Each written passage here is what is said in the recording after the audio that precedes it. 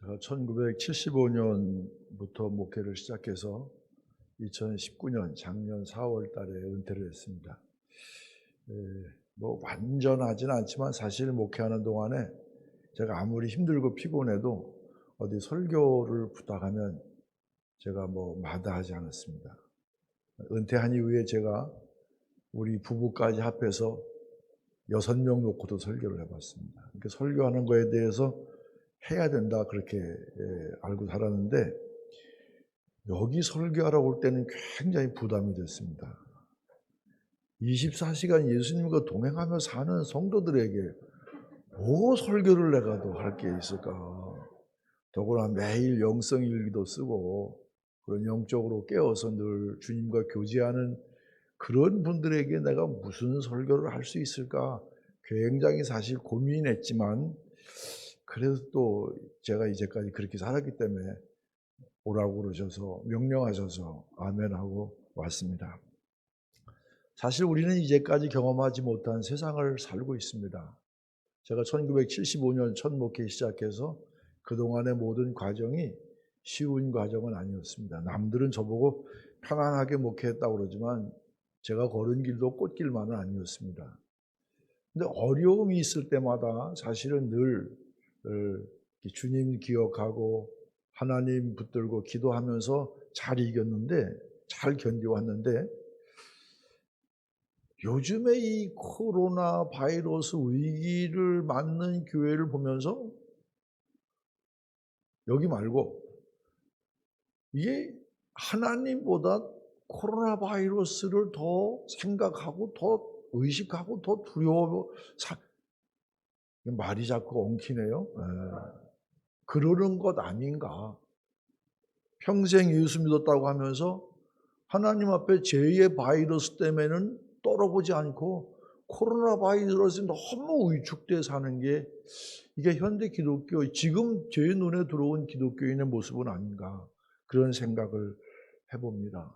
주말마다 이번 주가 고비라고 방역당국에서 그렇게 얘기하니까 또 위축돼서 교회를 나가야 될까 말아야 될까 그리 고민하는, 그러면서 목회하는 후배들을 보면서 참 미안한 얘기지만 나는 참 적당한 때 은퇴했다 그런 생각이에요.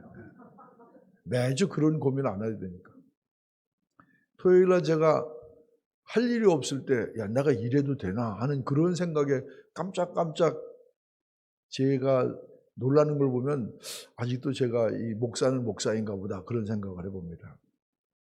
사실 점점 목회도 어려워져 가고 신앙생활도 어려워져 갑니다. 처음 믿은 사람은 처음 믿은 사람대로, 오래 믿은 사람은 오래 믿은 사람대로 신앙생활이 어려운 것 같아요. 여기 여러분께 한번 여쭤보고, 여러분 신앙생활이 쉽습니까? 어렵습니까?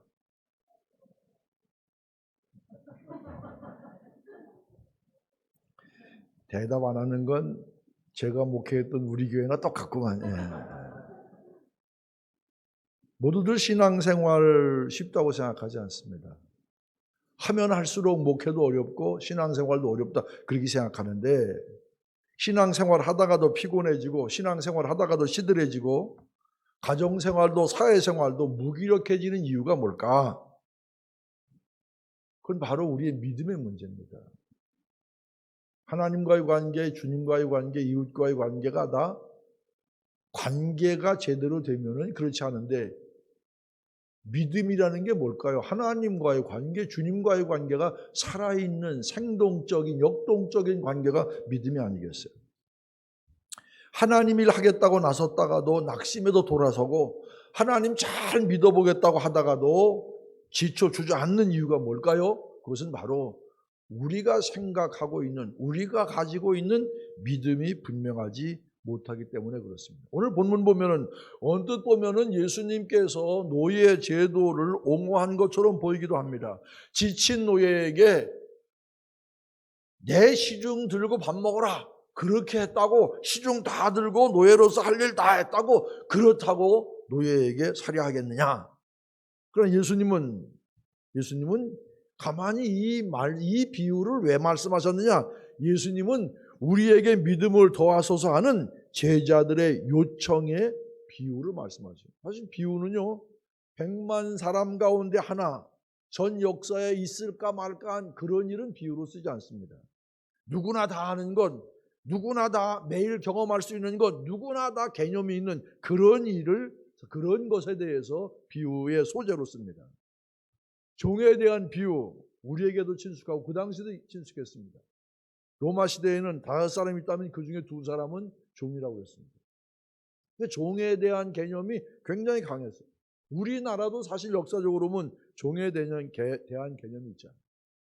종에 대한 비유는 어떻게 보면 우리가 굉장히 의문 갖고서 생각할 필요가 없을 정도의 내용입니다.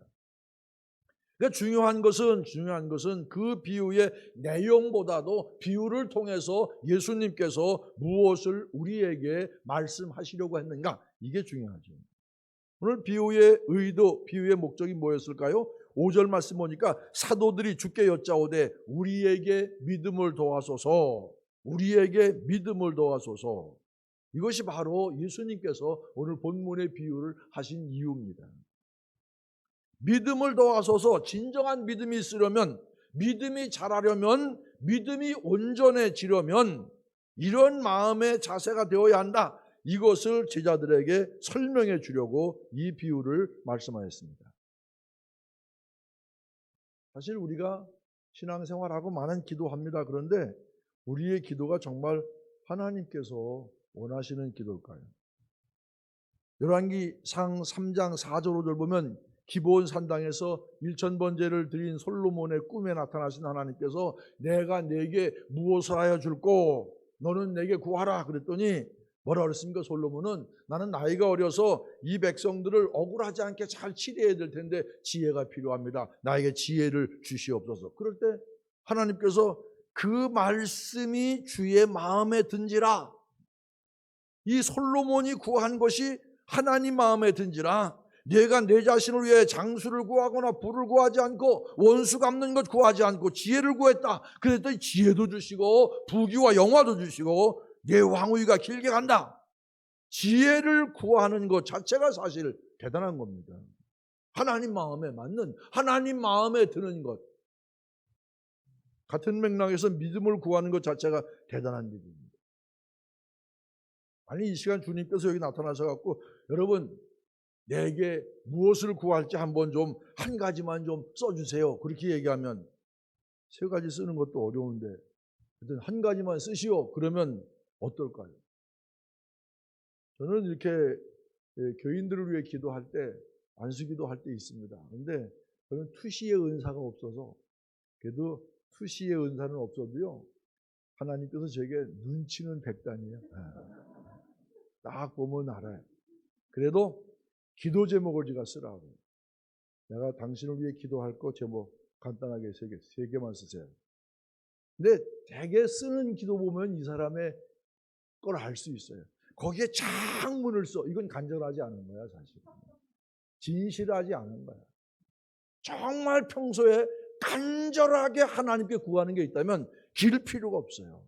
길고 복잡할 필요가 없어요. 길고 복잡한 것일수록 진실하지 않은 경우가 있어요. 근데 주님께 제자들이 주님께 믿음을 구했다. 저는 이게 굉장한 수준이에요.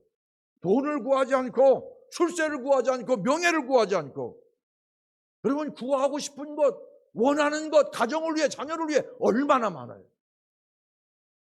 내가 이렇게 좀 크게 설교해도 괜찮은 거예요?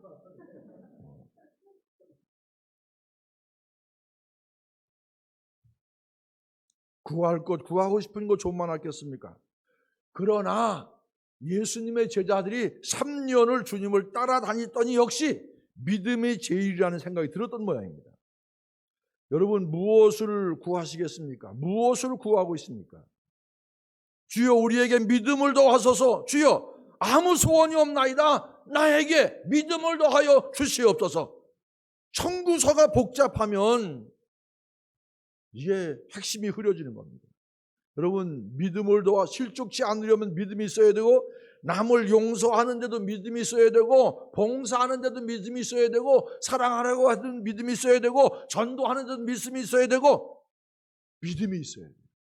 위축되지 않고 살려면 코로나가 크게 보이는 게 아니라 지금도 전능하사 여러분 마스크 쓰고 내가 철저하게, 저도 손 씻을 때 꼭 30초 이상 씻어요. 뭐 해피 버스데이 투유를 3번 불러, 2번 부르면 30초라고 그래서 내가 아내를 위해서 한 번 하고 번갈아 가면서 아들을 위해서 한 번 하고 씻을 때마다 철저하게 하죠. 그러나 철저하게 하면서 너무 그건 마스크를, 나를 위해 마스크를 쓰는 게 아니라 딴 사람을 위해서. 이게 아마 우리 한국 사람의 심정일 거예요. 마스크 주머니에 넣고 있다가 엘리베이터 아무도 안 타면 안 해. 그래서 사람 타면 얼른 내가 마스크 써. 나를 위해 쓰는 게 아니라 그 사람 불안해하니까. 여러분 정말 어렵고 힘들 때, 실망치 않고 굳세게 나가려고 할 때 우리에게 필요한 것, 그건 살아있는 믿음인 줄로 믿습니다. 오늘 예수님께서요 뭐라고 말씀하십니까? 대단한 믿음, 굉장한 믿음, 바위 덩어리처럼 단단한 믿음, 이 믿음이 아니라 작은 겨자씨만한 믿음. 그러나 겨자씨는 살아있잖아요. 겨자씨만한 믿음만 있으면 된다. 이 뽕나무 뿌리더러 뿌리가 뽑혀 바다에 심기어라 하였을 것이요 그것이 너희에게 순종하였으니. 겨자씨 하나만한 믿음만 있어도 뽕나무가 뿌리가 뽑혀서 바다에 심기어라 하여서도 될 것이라. 이 믿음, 이게 바로 주님께서 말씀하신 믿음. 믿음이란 이런 믿음이어야 된다 하면서, 이런 살아있는 믿음은 어떤 믿음이냐 그러면서 우리에게 주신 비유가 바로 종의 비유입니다. 철두철미한 종이라고 하는 자기인식. 오늘 기도하시는 분이 그랬죠? 자기가 죽어야 된다. 예수님의 의도는 제자들 너희들 스스로 생각하기를 나는 오로지 무익한 종일 뿐입니다. 그냥 종이 아니야. 실컷 충성하고도 나는 무익한 종입니다. 해야 될 일을 했을 뿐입니다. 이렇게 할 때 우리 믿음이 자란다 이 얘기입니다. 믿음이 자라려면 나는 오로지 그리스도의 종일 뿐입니다. 그러면 종이라는 의식이 제일 철저했던 사람이 누군 줄 아십니까? 사도 바울 아닙니까? 사도 바울은 편지 쓸 때마다 예수 그리스도의 종된 나 바울은, 예수 그리스도의 종. 여러분 사도 바울은요 노예가 어떤 신분인지 분명히 알고 있었어요. 그 당시 노예는 어떤 존재입니까? 어떤 사람이 그 당시의 노예를 이렇게 설명했어요. 노예와 노새는 똑같은데, 노예와 노새는 똑같은데 노새는 말을 못하고 노예는 말할 뿐이다. 소모품입니다. 종은 그 당시에 존재가 없었어요. 그럼에도 불구하고 사도 바울은 자신을 향해서 항상 나는 그리스도의 종입니다. 나는 그리스도의 종입니다. 자기를 그렇게 아이덴티파이했어요. 예수 그리스도의 종 바울은 사도라 부르심을 받아 그리스도 예수의 종 바울과 디모데는 그리스도의 종이다. 이게 바로 믿음이 자라는 게, 예수의 종이다. 이게 믿음이 성장하는 길이다. 이 말씀입니다. 이런 마음이면 믿음의 문제가 해결된다. 이 말씀입니다. 그러면 종이라는 게 도대체 뭘까요? 지금부터 좀 부담스러운 얘기입니다. 종이 뭡니까? 첫째, 종은요 소유권이 없어요. 가진 것도 없지만 자기 생명까지도 자기 것이 아닙니다. 마음대로 죽을 수도 없어요. 왜? 생명도 내 것이 아니니까. 근데 내가 지금부터 어려운 얘기라고 그랬어요. 생명도 내 게 아니에요. 재능은 물론 심지어 자식을 낳아도 자식은 부모인 내 게 아니라 주인의 것입니다. 모두가 주인의 것입니다. 내 것은 하나도 없습니다. 목숨까지도 주인의 것입니다. 우리의 주인은 누굽니까? 우리의 주인은 누굽니까? 마스크를 썼으니 뭐 대답을 하는지 안 하는지 알 수가 있어야지. 우리의 주인은 하나님, 우리의 주님 예수님 아닙니까? 이런 마음이 있어야 믿음이 자란다.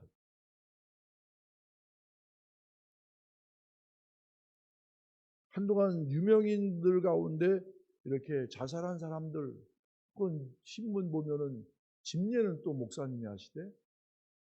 그런 거에 대해서 여러 가지 착잡한 생각 많이 들었어요. 아주 가깝게 지내는 목사님이 계신데 그분도 은퇴하셨어요. 그분이 몸에 약해서 많이 고생하셨어요. 그런 얘기예요. 권 목사, 죽고 싶은 마음이 들 정도로 아파본 적이 있어? 나는 그런 적이 있어. 정말 아프니까 죽고 싶더래. 목사인데도. 그러니까 죽음의 문제에 대해서 함부로 얘기할 건 아닙니다. 마음이 아프든 육신이 아프든 어떻든 아픈 건 사실이지만 그래도 우리의 목숨까지도 내 것이 아니라는 것, 이게 우리 기독교인의 기본적인 자세입니다. 재능도 재산도 모든 것의 주인은 주님이십니다. 이게 뭡니까? 한마디로 청지기 신앙입니다. 우리는 어떻습니까? 내 것이라 주장하는 것은 말할 것도 없고 더 많은 복을 받아 하나님의 것도 내 것으로 삼으려고 하는 것, 이게 여기 예수동행 교인들 말고 딴 교회 가보면 맨 그런 사람들 많아요. 이런 마음이 있는 한 믿음은 자라지 않습니다. 움켜쥐려고만 하는 사람 절대 믿음이 자라지 않습니다. 나이가 들으니까 이제 친구들 만나고 그러면 야, 이제 쥐인 것도 놓으려고 합니다. 놓는 연습해요. 쥐인 걸 놓는다는 거 이거 쉬운 거 아니에요.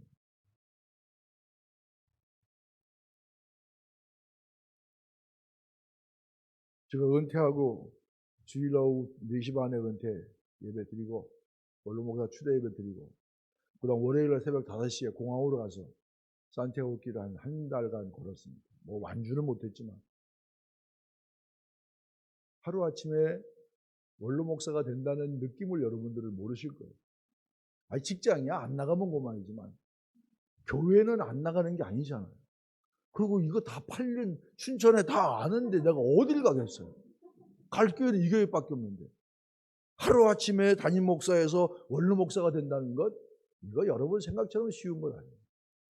내가 어떻게 원로 목사로서 서야 될 것인가, 뭔가 선언적인 행위가 필요한데, 그래서 제가 기도하며 짜낸 것이 한 달 동안 내가 걸으면서 정리하고 걸으면서 뭔가 단절과 새로운 시작을 준비해보자. 여러분 쉬운 건 아닙니다. 근데 중요한 것은, 정말 우리에게 중요한 것은 모두가 하나님의 것입니다. 내 것은 없습니다.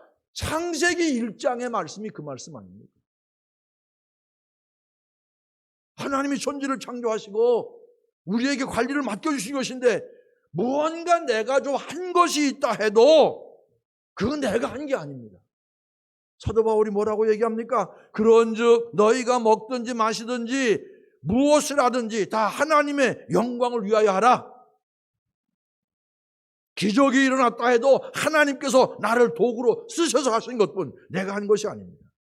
말씀을 잘 전했다 해도 주님께서 한 일이 아닙니다. 연주를 잘해도 글을 잘 써도 사업을 잘해도 그래도 내가 한 것이 아니라 뭐요? 하나님의 영광. 물질도 재능도 심지어 나 자신마저도 이 세상에 있을 때 잘 관리를 맡겨주신 주님이 내 주인이시지 소유권은 내게 없어요. 뭐가 나타나요? 주님이 나타나고, 내가 잘하면 주님이 영광 받으시고 내가 잘하면 주님이 나타나셔야지. 그런데 내가 하나님이 제게 해주신 감사한 마음이 있어요. 참 감사한 마음이 있어요. 목회하면서 신천요한교회 가서 31년을 제가 31년을 목회했어요. 31년 한 달 1개월을 목회했어요. 오래된 교회에서 목회하는 게 이렇게 쉬운 건 아니지만 하여간 목회했어요. 그동안 교회도 많이 컸습니다. 많이 성장하고 또 세상 말로 하면 교회 재산도 엄청 늘었죠. 엄청 늘었어요. 근데 은퇴하면서 내가 잘해서 그랬다는 생각은 한 번도 해본 적이 없어요. 그리고 또 지금도 계속 내가 하나님의 쓰임 받은 것이 감사한 거지.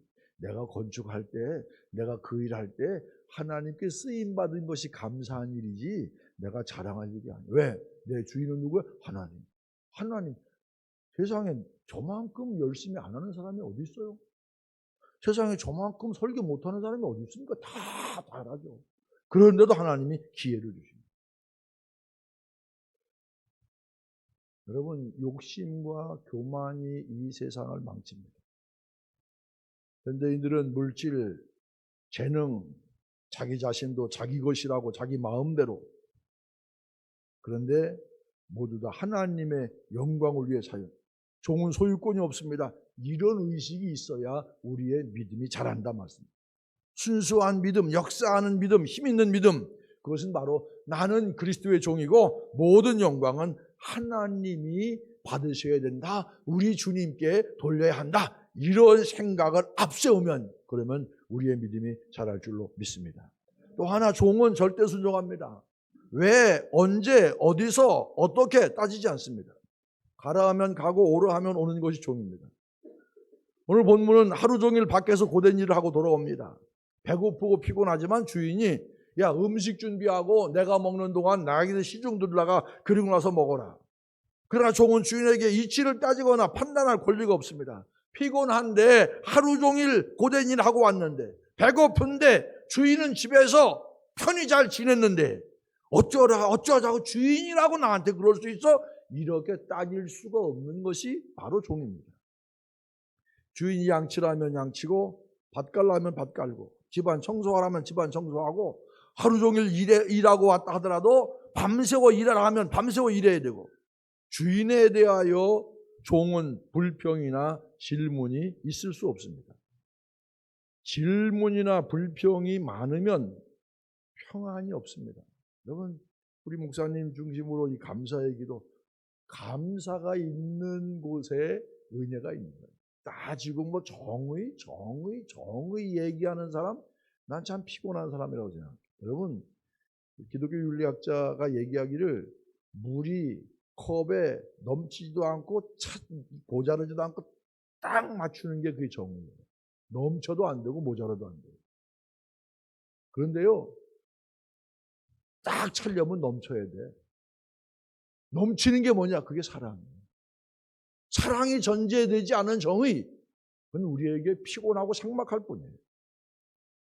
주님이 뭐라고 하시면, 성경 말씀이 내게 말씀이 올려지면, 주님의 사역자가 내게 권면하면 오늘 간증하신 분처럼 아멘, 이거만 있을 때, 그럴 때 사실 우리에게 평안이 옵니다.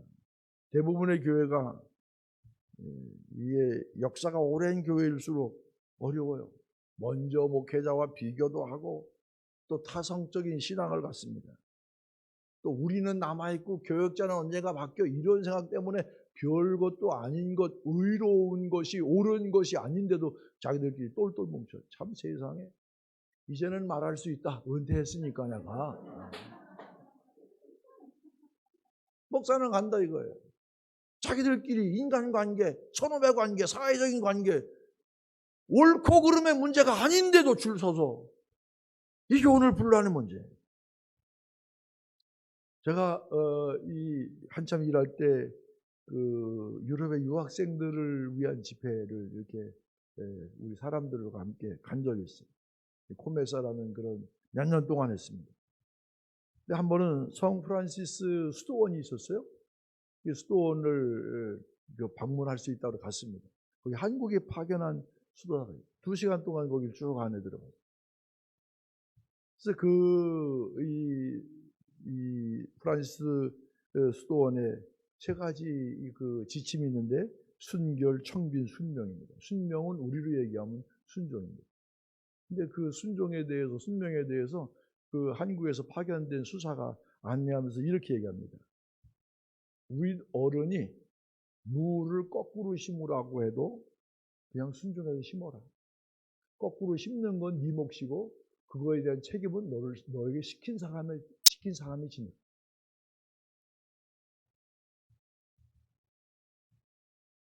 요즘에는 뭐 따지는 게 너무 많잖아요.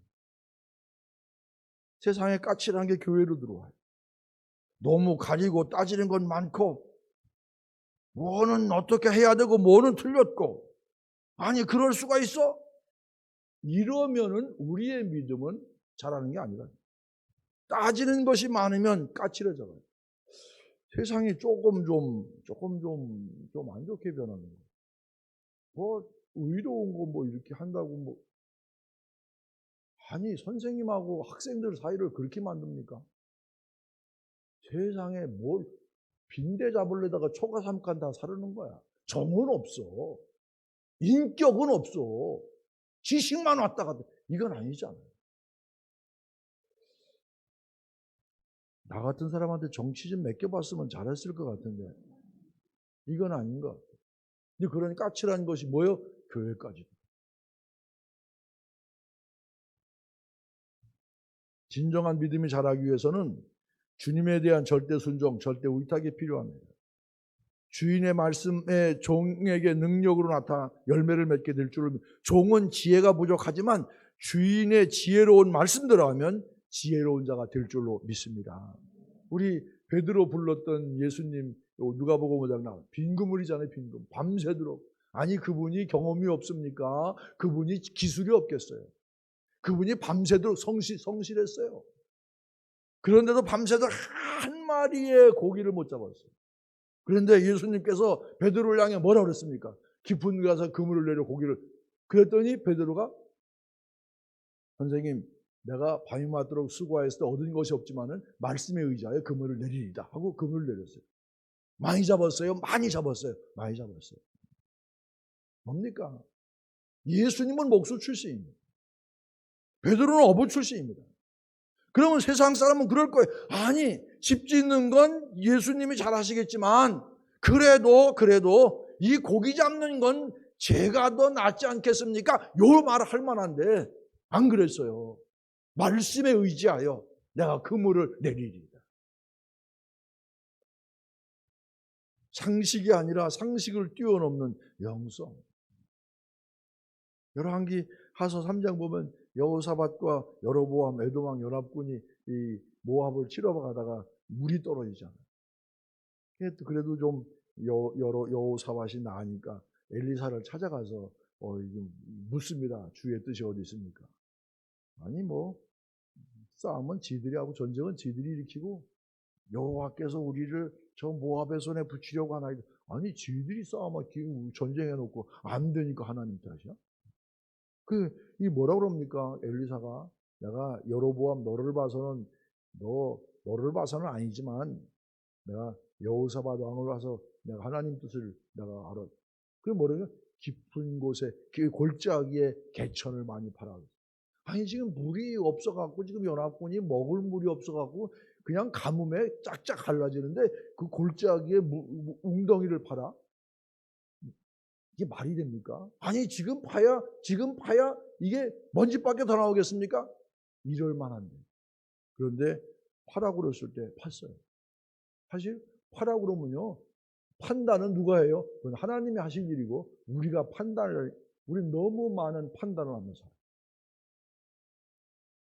그래서 우리 인생이 복잡해요. 하나님이 하실 일도 우리가 미리 결정해요.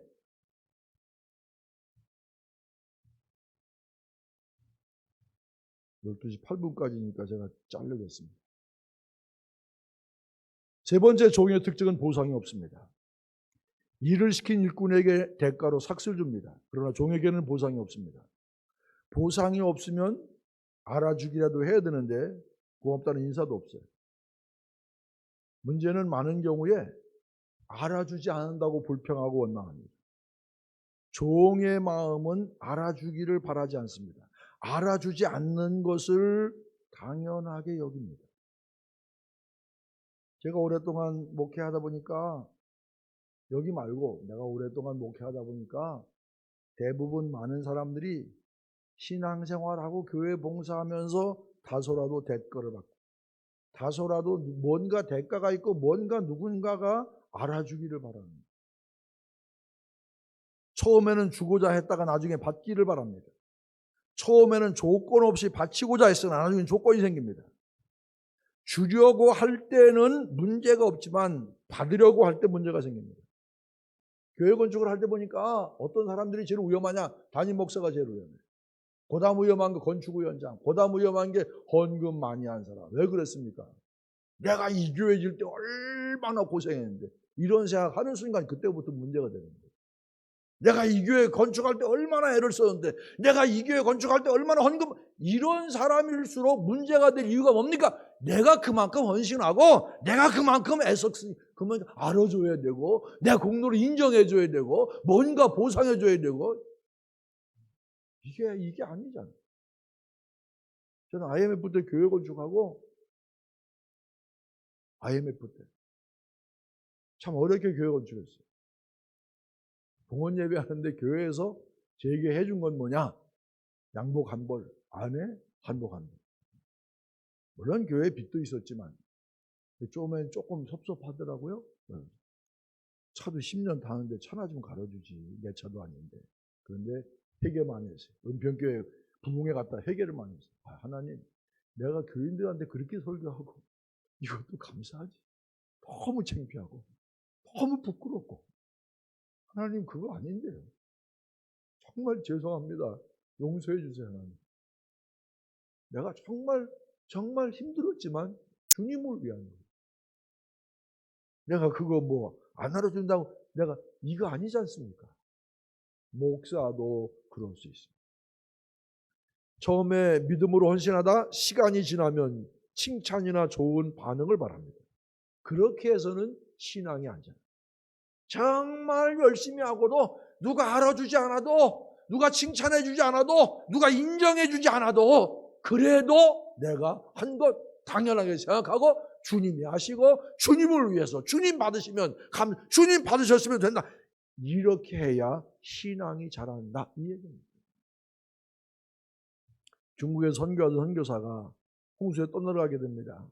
어떤 중국 사람이 선교사를 건져냈습니다. 일생 은혜를 기억하며 살겠으니 이름이라도 좀 알려주십시오 그랬더니 이 중국 사람이 껄껄 웃으면서 선한 사마리아 사람 이름이 있습니까? 있다면 내 이름도 가르쳐 주죠. 그러고 가더래요. 정말 충성하고 정말 헌신하고도 남이 인정해주고 남이 보상해주지 않아도 그래도 당연하게 생각하고 대부분 요것 때문에 문제예요. 그렇게 하면서 난 별 사람 다 봤어. 한참 힘들게 건축하는데 한 사람이 와갖고 자기가 헌금한 거 돌려달래. 왜 그러냐니까 목사님이 나를 너무 인정 안 해준대. 그러면 아니 헌금을 목사한테 한 거야? 나 세상 우스운 사람 많아. 아니 헌금 그거 목사가 갖는 거예요? 나 하나님께 헌금하고. 그리고 죽을 때 돼갖고서 목사님 꼭 좀 오시라고. 죄송하다. 회개하고 갔으니까 다행이긴 하지만 하나님께 드린 거 하나님께. 그게 보상이에요. 알아서 하나님이 때가 되면 하나님의 때에 하나님의 방법으로 우리에게 은혜를 주시고 길을 열어주시고 지혜를 주실 텐데 뭐가 그리 급합니까? 뭐가 그리 급합니까? 네 번째, 종은 불평이 없습니다. 종에게는 피곤하다, 불평, 원망이 전혀 통하지 않습니다. 절대 의무, 절대 순종만 있을 뿐입니다. 때, 장소, 성격 가릴 필요가 없습니다. 힘들어서 못하고 피곤해서 못하고 어려워서 못하고 바빠서 못하고 기분 나빠 못하고 하나님이라는데 딴소리 불평 없어야 됩니다. 누가 준 재능인데 그렇게 폼을 잡습니까? 누가 준 은사인데 그 은사를 하나님을 위해 좀 쓰라는데 뭐 그렇게 빼고 뭐 그렇게 튀깁니까? 여기 사람 말고 머리 잽니까? 하나님이 주신 겁니다. 하나님께 쓰임받는, 저는 후배들이 쓰임받는 기쁨 이게 네 가운데 충만하기를 바랍니다. 그게 있어야지. 그 하나님께서 나를 쓰신다. 저는 첫 목회 때부터 교회 건축, 첫 전도사 때부터 교회 건축을 했어요. 그리고 4년 5개월 동안 부목사 하는 동안도 내내 건축 헌금하고 내내 건축에. 그 유학 갔다 와서 20개월 이 개척된 지 2년 반 된 교회 이렇게 목회할 때 전세교회니까 그때도 그냥 어떻게 하면 이 교회를 좀 건축할까. 그리고 춘천중앙교회 가서 내내 본당 건축하고 교육관 건축하고 그리고 은퇴하기 전에는 롯데마우스까지 건축하고. 제 마음속에 왜 그런 생각하는데 하나님 어떤 분은요, 화장실 한 칸도 안 짓고 은퇴 잘하시더만 나는 왜 이렇게 가는 데마다 건축 때문에 힘들게 하십니까? 하나님이 무슨, 야, 네가 할 만하니까 시키지. 네가 할 만하니까 시키는 거야. 할 만하니까. 하나님이 그만큼 신뢰하신다는 건데 뭐 불평하고 뭐 원망할 게 있어요. 그때부터 마음을 바꾸고, 아, 하나님이 내가 쓰실 만하니까 쓰시는 거야. 정말 본문처럼 지칠 만큼 쓰러질 만큼 수고하고도 우리는 무익한 종입니다. 마땅히 해야 할 일을 했을 뿐입니다. 이게 동양인의 겸손과 이 겸손한 어떤 마음과 생각의 표현 좀 상통하는 게 있는 거예요. 죽도록 수고하고 일한 것이 없다고 하는 마음, 이런 마음으로 살아간다면 불평이 있을 수 있겠습니까? 나 자식을 위해 수고하는 부모의 마음, 남편을 위해 수고하는 아내의 마음, 아내를 위해 수고하는 남편의 마음, 이렇게만 된다면 무슨 불평이 있겠습니까? 내가 어떻게 키웠는데, 내가 어떻게 내게 잘해줬는데 나한테 그럴 수가 있어? 이때부터 불평하고 원망하게 됩니다. 수고하고도 부족하다고 생각하고 죽어도 모자라다고 생각하고 당연히 해야 할 일을 했을 뿐 무익한 종이라는 고백, 종은 언제나 이런 마음을 가지고 있어야 되고 이런 마음가짐이 될 때 믿음이 자란다, 그런 얘기입니다. 충성된 종의 자기인식은 무익한 종입니다. 예수님은 나를 친구로 여겨주시고 하나님은 나를 자녀로 삼아주셨지만 그래도 우리는 무익한 종입니다. 죽도록 충성하고도 나는 당신의 종일 뿐입니다. 이런 자세로 살아야, 이런 자세로 살면 불평, 원망이 있을 수 있습니까? 하나님 써주신 것 감사, 기회 주신 것 감사, 건강 주신 것 감사, 참 하나님 감사해요. 저는 44년 목회하면서 건강 하나님이 주셨어요. 우리 장로님들하고 어디 갔다 오면 우리 목사님은 체력 하나는 끝내주셔. 그러면 제가 나름 체력은 끝내주면 뭐 영력은 빵점이라는 말이에요. 말을 좀 골라서 좀 잘 좀 하셔. 그렇게 얘기해요. 하나님이 정말 지칠 줄 모르는 은혜를 주셨어요. 그래도 뭐 이렇게 별로 신세 안 지고 뭐 안 간 건 아니지만 가서 별로 잡은 일이 없어. 어디를 얘기하는지 내가 모르겠으나 감사하죠. 하나님께서 써주신 것 감사해요. 여러분, 편안한 건 아니지만 감사한 것이 내 마음에 넘치면, 그러면 모든 어려움, 모든 이런 것을 잘 극복하고 나갈, 이럴 때 우리의 신앙이 자라고, 이럴 때 바로 우리의 신앙이 하나님께 이렇게 쓰임받는 그런 역사가 있게 될 줄로 믿습니다. 나는 무익한 종입니다. 온갖 충성을 다 바치고도 그렇게 하나님께 나갈 때, 그럴 때 여러분의 신앙이 성장하는 그런 은혜가 여러분에게 있어지게 되시기를 주의 이름으로 간절히 축원을 드립니다. 기도하시겠습니다. 하나님, 은혜를 감사합니다. 오늘 예수도연교회 성도들과 함께 말씀을 상고할 수 있는 기회를 주셔서 감사합니다. 간절히 간구하고 나옵기는 온갖 충성을 다 바치고도 나는 무익한 종입니다. 내가 해야 할 일을 했을 뿐입니다. 이런 고백, 오늘의 말씀이 언제나 우리 마음속에 살아있는 하나님 말씀이 되게 하시고 주님 말씀이 되게 하셔서 그 주님과 함께 믿음으로 세상을 이기고 믿음으로 문제를 극복하며 승리하는 성도의 삶을 살아가게 역사하여 주시옵소서. 예수 그리스도의 이름으로 간절히 기도드립니다. 아멘.